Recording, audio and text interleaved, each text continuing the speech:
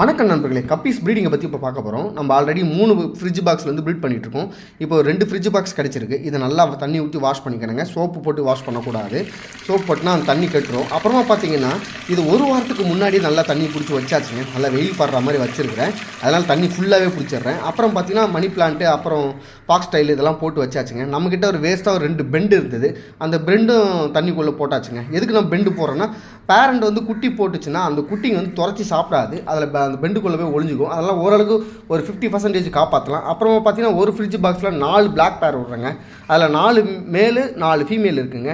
அடுத்து பார்த்தீங்கன்னா இன்னொரு ஃப்ரிட்ஜ் பாக்ஸில் வந்து ரெட்டு விட்றாங்க. ரெட்டில் வந்து 5 ஃபீமேல் 5 மேல் விட்றாங்க. ஆல்ரெடி ஒரு வாரத்துக்கு முன்னாடி தண்ணி பிடிச்சதுனால நல்லா பாசி பிடிச்சிருக்குது. தண்ணியும் க்ளீனாக இருக்குதுங்க. அதனால் எந்த பிரச்சனையும் வராது. அதாவது கப்பீஸ் ஆகிறது குறையுங்க. இப்போ இதோட ப்ரீடிங் ஆச்சா ஆகலையான்னு சொல்லிட்டு அடுத்த வீடியோவில் பார்க்கலாங்க. தேங்க்ஸ் ஃபார் வாட்சிங்.